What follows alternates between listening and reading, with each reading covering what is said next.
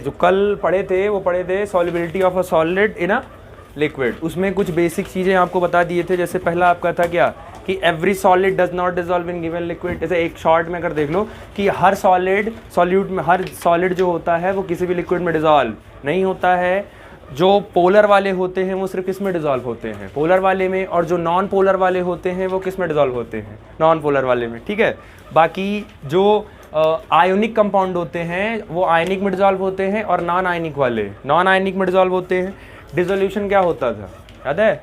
Dissolution ये होता था कि बेसिकली जब भी आप किसी भी लिक्विड में, किसी भी सॉल्वेंट में जब आप शुगर को या किसी भी सॉल्यूट को जब आप ऐड करते थे तो जैसे ऐड किए वो डिसॉल्व हुआ, उसका कंसंट्रेशन बढ़ गया, प्रोसेस नोन एज डिसोल्यूशन। ठीक, दूसरा प्रोसेस बेसिकली आपका है क्रिस्टलाइजेशन।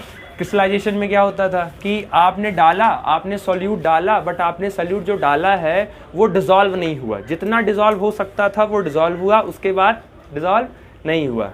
ठीक, सैचुरेटेड सॉल्यूशन क्या होता था? सैचुरेटेड सॉल्यूशन बेसिकली आपका मैक्सिमम सॉल्यूट, जो मैक्सिमम सॉल्यूट होता था, कितना सॉल्यूट किसी भी सॉल्वेंट में एक नॉर्मल टेम्परेचर और प्रेशर पर डिसॉल्व हो सकता है। सेम अनसैचुरेटेड क्या होता था कि नॉर्मल टेम्परेचर से ऊपर जब आप बढ़ेंगे तो वो कितने अपने अंदर को डिसॉल्व कर सकता है। नेक्स्ट आता है आपका सुपर सैचुरेटेड। सुपर सैचुरेटेड में क्या बोला गया था कि जो नंबर होता है सॉल्यूट का, जो नंबर होता है सॉल्यूट का नंबर क्या होता है, ज़्यादा मिलता है आपको कंपैरिजन टू सैचुरेटेड।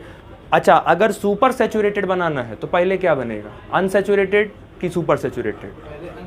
पहले अनसैचुरेटेड बनाओ, तो अनसैचुरेटेड के बाद जब आप सुपर सैचुरेटेड में जाओगे तो उसमें सुपर सैचुरेटेड वाले में क्वांटिटी क्या मिलेगी, ज़्यादा मिलेगी, क्योंकि सैचुरेटेड वाले में बेसिकली आप क्या रखते हो, जितना डिसॉल्व हो सकता था वो डिसॉल्व करवा लिया।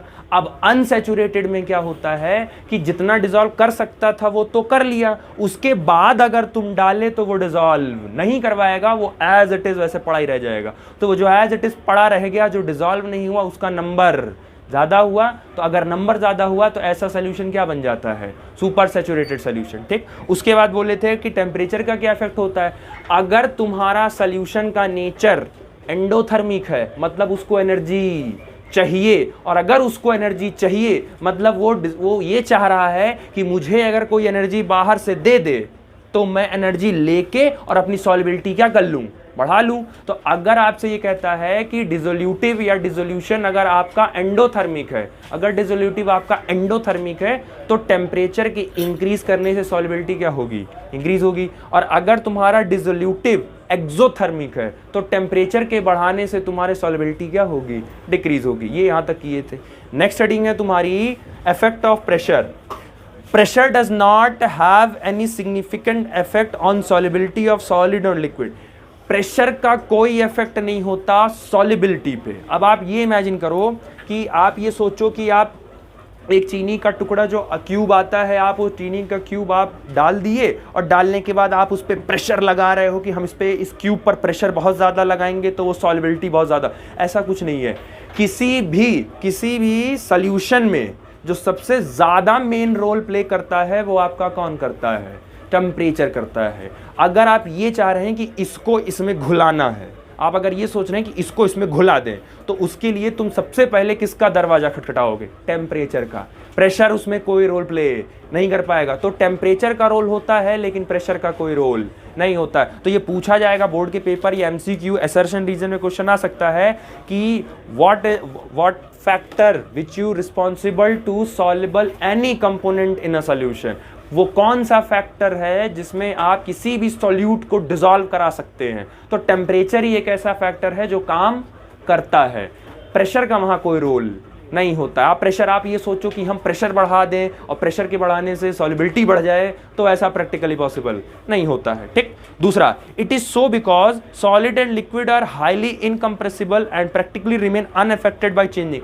किसी भी सॉलिड का या किसी भी या बेसिकली लिक्विड का अगर आप प्रेशर चेंज भी करते हो तो वो अपना प्रेशर के चेंज करने से वो चेंज नहीं करेंगे, क्योंकि वो सॉलिड और लिक्विड जनरली इनकम्प्रेसिबल होते हैं और इनकम्प्रेसिबल होने की वजह से वो डिसॉल्युबिलिटी अपनी इंक्रीज नहीं करेंगे। टेम्परेचर में क्या आता है उनके अंदर, जैसे जैसे जब टेम्परेचर बढ़ाओगे, आप इमेजिन करो आपके पास कोई ऐसा सब्सटेंस है जो घुल नहीं रहा है, तो आप जैसे ही उसका टेम्परेचर बढ़ाओगे उसकी एनर्जी बढ़ेगी।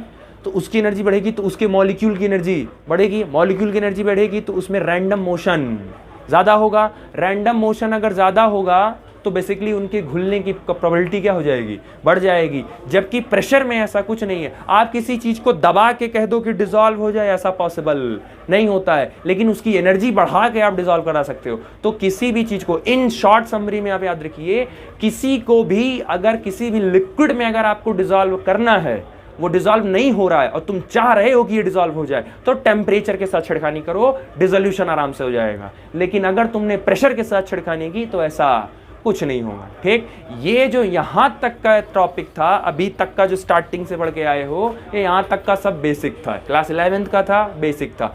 एक्चुअल जो 11 जो एक्चुअल स्टार्ट हुआ है वो बेसिकली आपका यहाँ से स्टार्ट होगा। That is called vapour pressure, नाम में लिखा है एक्चुअली वेपर प्रेशर। जो एनसीईआरटी हेडिंग दी है वो तुम्हारी दी है vapour pressure of a liquid solution, vapour pressure of liquid solution. ठीक है, तो पूरा समझने से पहले ये क्लियर करो वेपर प्रेशर क्या होता है। तो नाम में ही लिखा है वेपर और प्रेशर। इमेजिन करो, आप लेट करो कि आपके पास कोई लिक्विड है, ठीक है, और उस लिक्विड उस कंटेनर में आपने लिक्विड को फिल कर दिया। अब दो तरीके का लिक्विड होता है, दो, एक होता है तुम्हारे पास वोलाटाइल लिक्विड, एक तो तुम्हारे पास वो बोलेंगे वोलाटाइल और एक तुमको वो बोलेंगे नॉन वोलाटाइल। तो दो तरीके का लिक्विड होता है, एक होता है वोलाटाइल, एक होता है नॉन वोलाटाइल। समझो, वोलाटाइल लिक्विड किसे कहते हैं? वोलाटाइल लिक्विड वो लिक्विड होता है जो रूम टेम्परेचर पर या इजिली अपने आप वेपर में कन्वर्ट हो जाए।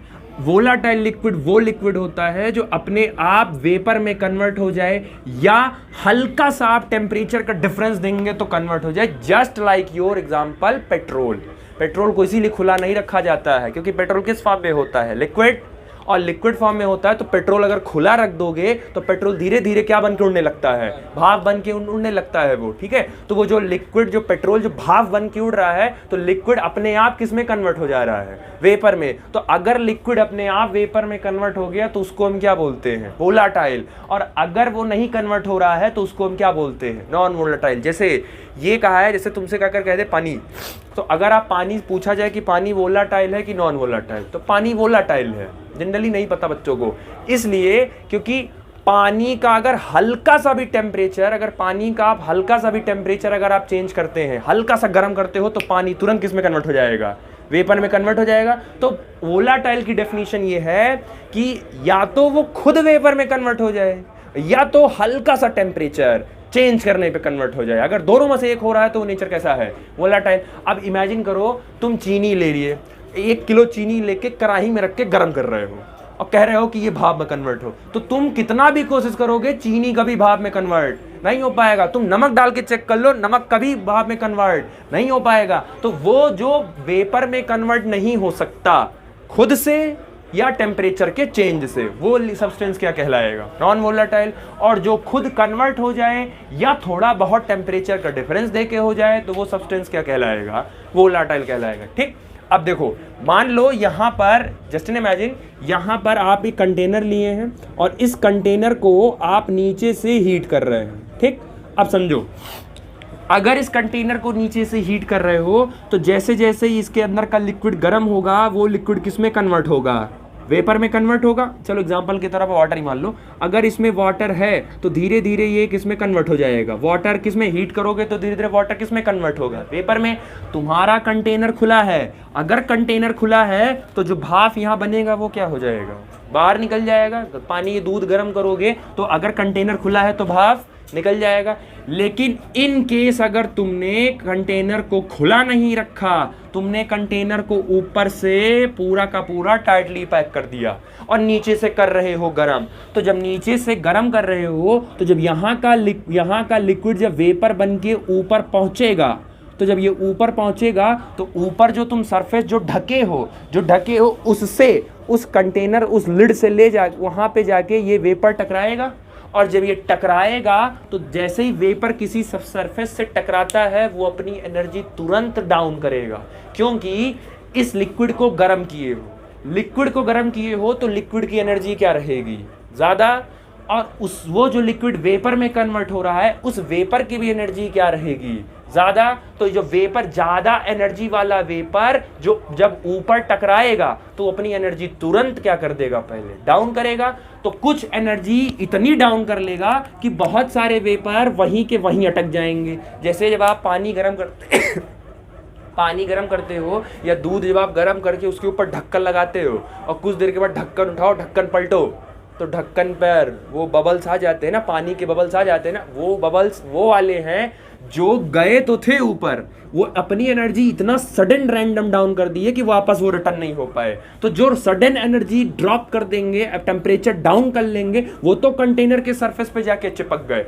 लेकिन बहुत सारे उसी में ऐसे भी मॉलिक्यूल या बहुत सारे ऐसे भी वेपर होते हैं जो ऊपर जाते हैं, इस कंटेनर के सरफेस से टकराते हैं और टकरा के ये वापस रिटर्न होते हैं, और रिटर्न होके जो लिक्विड की अपर सरफेस होती है उस लिक्विड की अपर सरफेस पे आके फोर्स एक्सर्ट करते हैं, प्रेशर एक्सर्ट नहीं करते हैं। पहली बात, जनरली टीचर्स बोल देते हैं प्रेशर एक्सर्ट करता है, नहीं, फोर्स एक्सर्ट करता है। तुम्हारा लिक्विड गर्म हुआ, लिक्विड गर्म होके वेपर में कन्वर्ट होके ऊपर गया, वो कंटेनर की अपर सरफेस से टकराया, टकराने के बाद उसने अपनी एनर्जी सडन डाउन नहीं किया तो वो वापस रिटर्न हुआ, और जब रिटर्न हुआ तो लिक्विड के अपर सरफेस पर आके वो फोर्स एक्सर्ट करता है। अब जब फोर्स एक्सर्ट करेगा तो जिस पार्ट पर वो फोर्स एक्सर्ट करेगा, फोर्स पर यूनिट एरिया क्या होता है, प्रेशर। क्लास 11th में 10th में पढ़ाया गया है।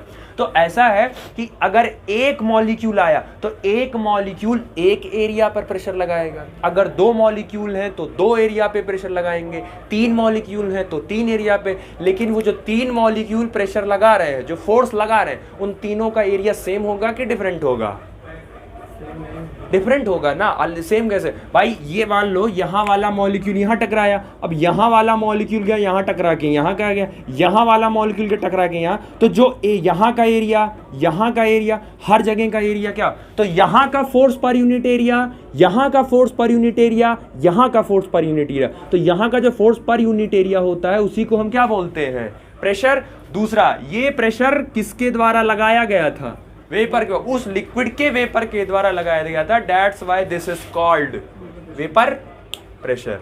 समझ आया।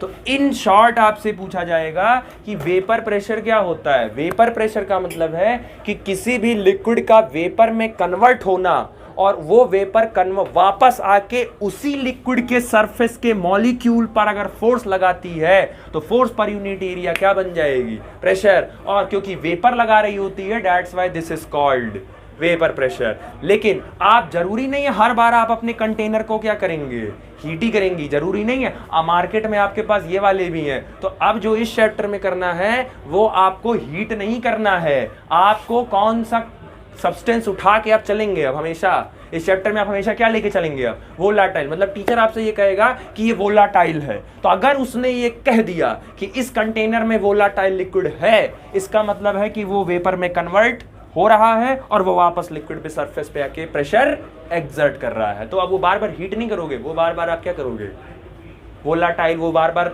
वोलाटाइल लोगे, बार बार वो लिक्विड में वेपर में कन्वर्ट होगा, बार बार आके प्रेशर एक्सर्ट करेगा। समझ आया, क्लियर हुआ, ठीक।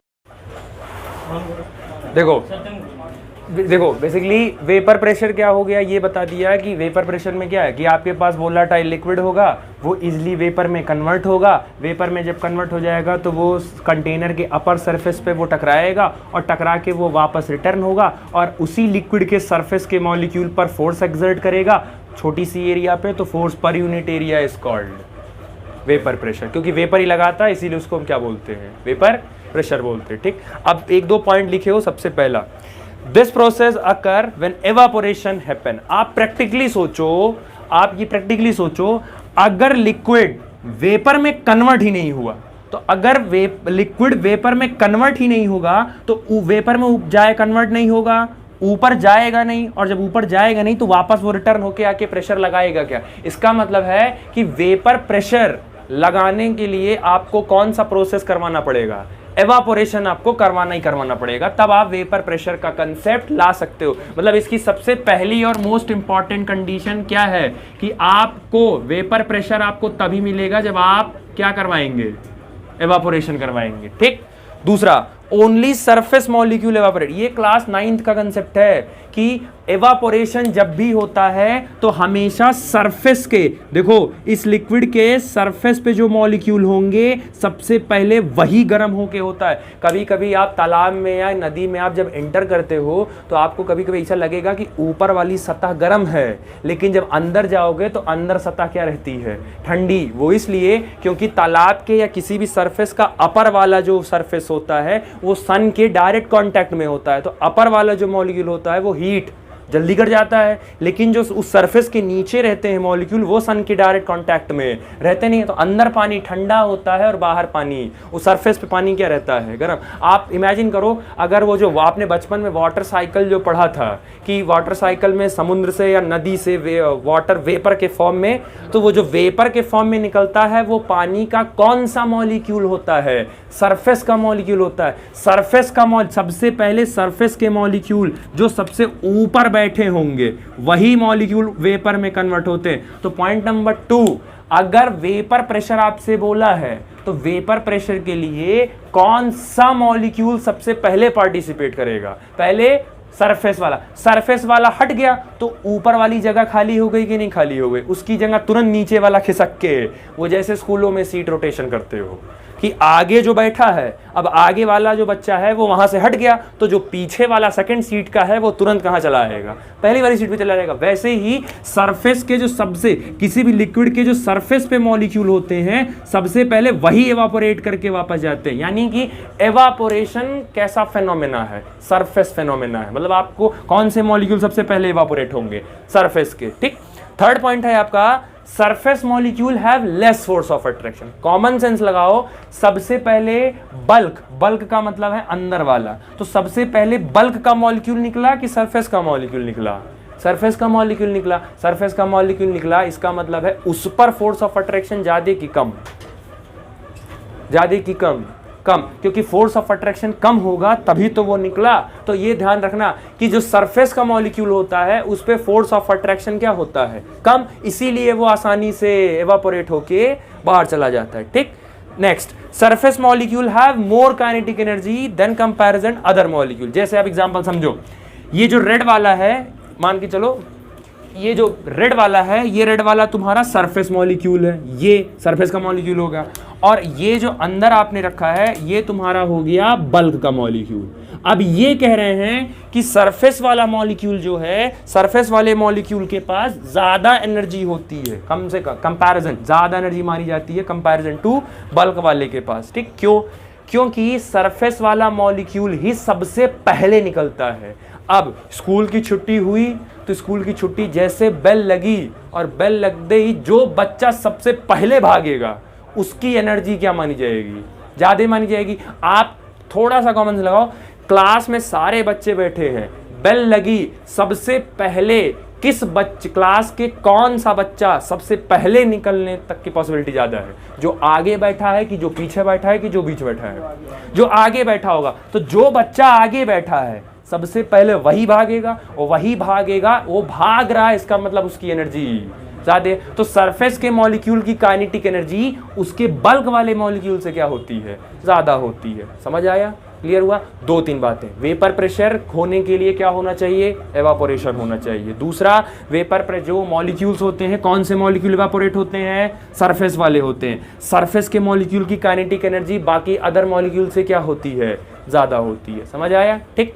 उसके बाद एक लाइन लिखे हो, इफ कंटेनर इज ओपन। अब समझो, अगर इसमें 5 लीटर का लिक्विड भरे हो, ठीक, और इसके अंदर जो लिक्विड है वो वोलाटाइल है, जो लिक्विड भरे हो वोलाटाइल है और 5 लीटर का है। अगर तुमने कंटेनर खोल दिया तो ये लिक्विड किस में कन्वर्ट हो जाएगा? और इजिली बाहर हो जाएगा। तो इस लिक्विड का वेट अभी भी उतना ही रहेगा कि कुछ कम होगा? कम होगा ना, क्योंकि कुछ लिक्विड किसमें कन्वर्ट होके बाहर निकल गए। तो अगर वोलाटाइल, जैसे चाय, गरम चाय लेकर आओ और गरम चाय के ऊपर ढक्कन डाल दो तो उसका क्योंकि वेपर बाहर नहीं निकल पाएगा, तो जितना चाय का वेट है उतना ही चाय का वेट रहेगा। लेकिन अगर आपने खुली चाय लाके गर्म रख दिया तो चाय से वेपर निकलता जाएगा, तो चाय का जो वेट है वो थोड़ा सा क्या हो जाएगा। तो अगर कंटेनर खोल के रखे हो, वोलाटाइल लिक्विड है, कंटेनर खुला है, तो सारा का सारा वेपर कहाँ चला आएगा, बाहर। और जब वेपर बाहर चलाएगा तो डैम श्योर है लिक्विड का कुछ वेट तो डाउन होगा ही होगा। दूसरा, अगर तुमने कंटेनर को क्लोज कर दिया तो वेपर बाहर निकल नहीं पाएगा, तो वेपर जब निकल नहीं पाएगा तो जितना लिक्विड का वेट था एज इट इज उतना वेट रह जाएगा। मतलब लिक्विड किसमें कन्वर्ट होगा, वेपर में, लेकिन बाहर निकल नहीं पा रहा है, तो फिर वेपर किस में कन्वर्ट होना चाहेगा। तो जब वोलाटाइल लिक्विड वेपर में कन्वर्ट होगा by the process of evaporation, surface पे टकराने के बाद वो वेपर वापस कन्वर्ट होगा लिक्विड में with the process of condensation, और वापस, मतलब ये प्रोसेस चलती रहेगी। और इसी प्रोसेस में उस लिक्विड के पास क्या आ जाएगा, इक्विलिब्रियम आ जाएगा। और इक्विलिब्रियम पे जो प्रेशर लगता है या इक्विलिब्रियम में जो फोर्स लगता है, उसी प्रेशर का नाम क्या रख दिया गया था, वेपर प्रेशर रख दिया गया था। समझ आया, क्लियर हुआ। अब कहानी एक्चुअल यहाँ से स्टार्ट हो रही है, समझना यहाँ से ध्यान से। देखो, ये एक लिक्विड लिए, ये कंटेनर लिए हो, कंटेनर को क्लोज कर दिए हो, और कंटेनर के अंदर एक लिक्विड भरे हो, जो लिक्विड मान लिया गया ए, और इसके अंदर जो लिक्विड भरे हो वो वोलाटाइल लिक्विड है। और वो लिक्विड का कौन सा लिक्विड भरे हो, इसमें ए लिक्विड भरे हो। अगर ये वोलाटाइल है तो ये लिक्विड धीरे धीरे किस में कन्वर्ट होगा, वेपर में कन्वर्ट होगा। वेपर में अगर कन्वर्ट होगा तो इस वेपर का कुछ प्रेशर होगा, तो उस वेपर के प्रेशर को डिनोट किया गया P से, और लिक्विड क्योंकि A था तो नीचे सफिक्स में क्या लग दिया, A। अब मुझे ये बताओ, ये जो वेपर कन्वर्ट हो रहा है, इस वेपर में कोई मिलावटी है या वेपर एकदम प्योर है? वेपर प्योर है कि मिलावटी है, मिक्स्ड है? प्योर है ना, क्योंकि इसमें सिर्फ कितने लिक्विड भरे हो, एक ही लिक्विड तो भरा है, तो उसका वेपर भी एक ही वेपर तो होगा। तो जो अगर आपका वेपर प्योर रहेगा तो ऊपर क्या लगेगा, नॉट, मतलब PA not is equal to vapour pressure of pure liquid. इसका मतलब अगर तुम्हारे पास कंटेनर है और तुमने उसमें, ध्यान से देखना, तुमने उसमें 2 वोलाटाइल लिक्विड ऐड कर दिया, 2 वोलाटाइल, एक लिक्विड ऐड किए हो A और एक लिक्विड ऐड किए हो B। A वाला भी वोलाटाइल है, B वाला भी वोलाटाइल है, तो A वाला भी कन्वर्ट होगा किसमें, वेपर में। उसका जो प्रेशर होगा वो क्या लिखोगे, PA। V वाला भी कन्वर्ट होगा, उसका जो प्रेशर होगा वो क्या लिखोगे, PB। नॉट नहीं लगाओगे, क्यों, क्योंकि A के साथ और किसका वेपर मिक्स है, साथ में B का, और B के साथ कौन मिक्स है, A। तो ये वेपर प्योर है, प्योर नहीं है। लेकिन अगर तुमने एक कंटेनर लिया और उस कंटेनर में सिर्फ एक वोलाटाइल लिक्विड ऐड किया, एक ही लिक्विड है उसमें, और वो जब कन्वर्ट होगा तो उससे जो प्रेशर निकलेगा वो एकदम क्या निकलेगा, प्योर। तो एक वोलाटाइल लिक्विड अगर निकल रहा है, उसके द्वारा जो प्रेशर एक्सर्ट होगा वो क्या होगा, वेपर प्रेशर जो भी निकलेगा वो प्योर होगा। और प्योर के कंडीशन में हमेशा P नॉट लिखना कंपलसरी है। अगर P नॉट लिखा है मतलब वो वेपर प्रेशर किस कंडीशन में है, अपने प्योर कंडीशन में है। और अगर खाली P लिखा है तो इसका मतलब है कि इसके साथ कोई और मिक्स है। इस कमरे से अगर अकेले आप निकलते हैं, मतलब आप अकेले थे तो प्योर थे, तो आपके जो भी नाम है P नॉट A, ठीक। और अगर आप बेसिकली अगर प्योर नहीं हो, अगर 2-3 लोग निकल गए एक साथ, 2-3 लोग अगर निकल गए एक साथ, तब प्योर नहीं हो ना, तो प्योर नहीं हो तो नॉट नहीं लगाना पड़ेगा। तो नॉट तभी लगेगा जब आपका वेपर प्रेशर प्योर होगा, और प्योर तब होगा जब सिर्फ आप एक ही कंपोनेंट लोगे। समझ आया, क्लियर हुआ, ठीक।